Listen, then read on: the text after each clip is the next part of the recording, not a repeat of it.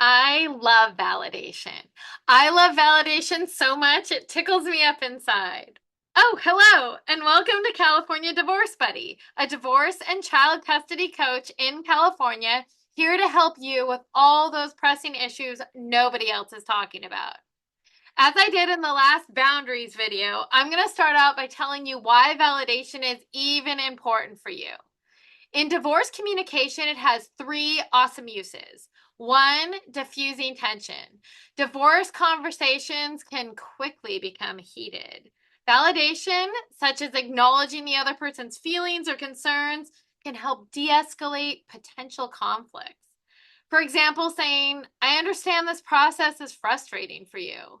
It shows empathy and helps keep the focus on problem solving rather than blaming. Two, it encourages productive conversations. When each party feels heard and understood, they're more likely to engage in open dialogue. This can lead to a smoother negotiation process for things like asset division and other important decisions. Validation can be as simple as saying, I hear your concerns about finances, and I want to find a solution that feels fair to us both, right?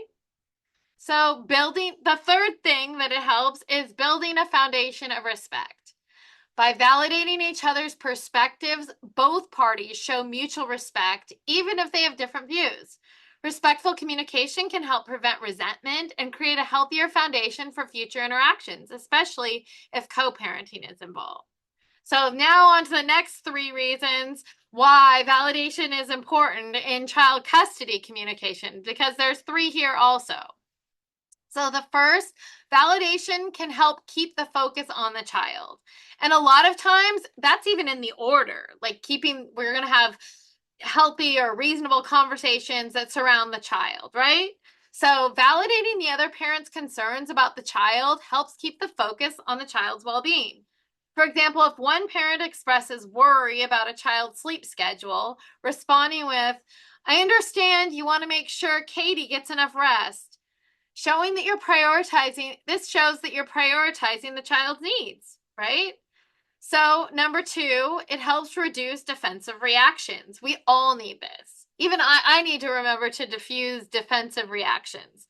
So, when each parent feels validated, they're less likely to respond defensively. Acknowledging the other parent's feelings can soften their stance, leading to more cooperative and effective communication about shared parenting responsibilities. So, the third awesome thing that validation can help you with in co parenting is that it can promote cooperative co-parenting, and we all want that. That's going to be best for the child almost all the time. So validation reinforces shared goals about raising a healthy, happy child, right?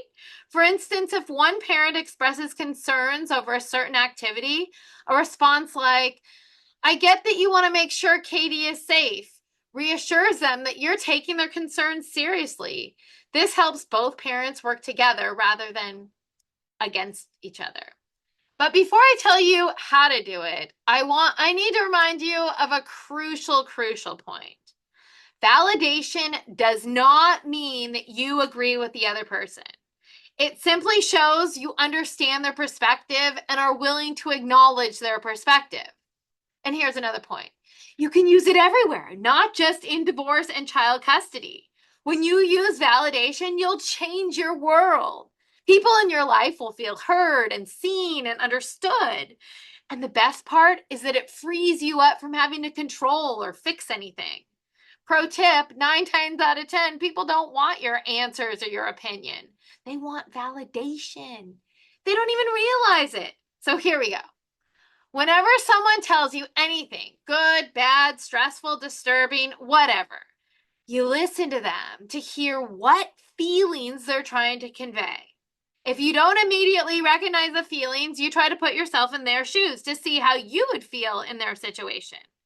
So let's start with an example that has nothing to do with divorce or child custody. Then we can move on to that.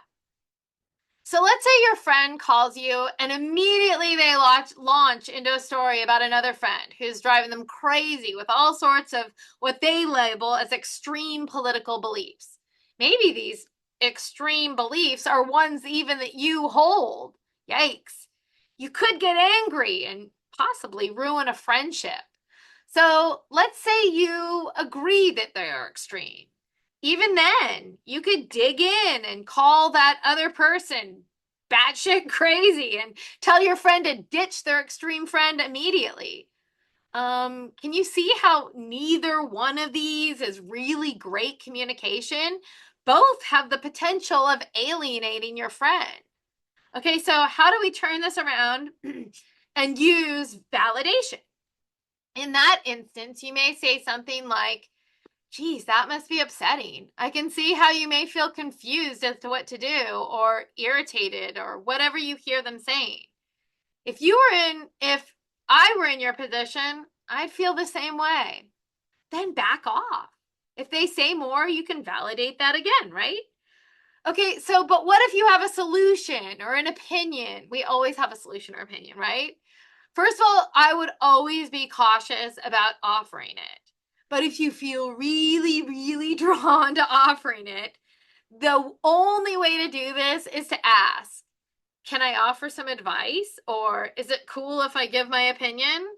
Now, let's apply this to our situation, to divorce or child custody. Let me see. Okay, let's see.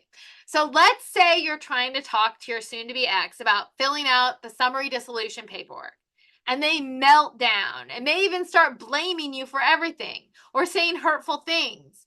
Although this is difficult, take a deep breath and say, I understand this process is difficult. I hear it in your voice. I can see that it's bringing up a lot of emotions. This must hurt a lot. I feel the same way sometimes. Or, I hear that you're concerned about Katie adjusting to our new schedules, and I can see how much you want to make sure they feel secure. I want that too. I see it's bringing up a lot of fear and upset. Can I offer some direction to a solution? They may say no. I don't want your stupid solutions, right? Okay, maybe they don't. Respect that and say, okay, I hear you. We can talk about it later. Just know that I understand where you're coming from. But maybe after feeling your validation for a period of time, they may trust your communication more. Can you imagine that? Them, your soon-to-be ex or your child's other parent, trusting your communication more. And they may even say, sure, even if it's in a rotten, sarcastic voice, right? Sure. You could add, perhaps we can brainstorm ways we can help Katie feel comfortable in both of our homes. It may feel weird at first. You know what? It's going to feel weird at first. I promise. It felt weird for me at first. But who cares? Okay, you may even fail many times and want to validate, and then you fail at it and don't do it. And then not validate a bunch of times, even though you have every intention to. Okay, that happened to me too. Okay, it takes practice, it takes getting used to. But when you get the hang of it, it is magic. It opens doors that were closed. It changes outcomes of situations. It changes how people feel talking to you. And most important, it changes how you feel talking to others. Suddenly, there's a lot of burden lifted off you to fix things or change things or manipulate things.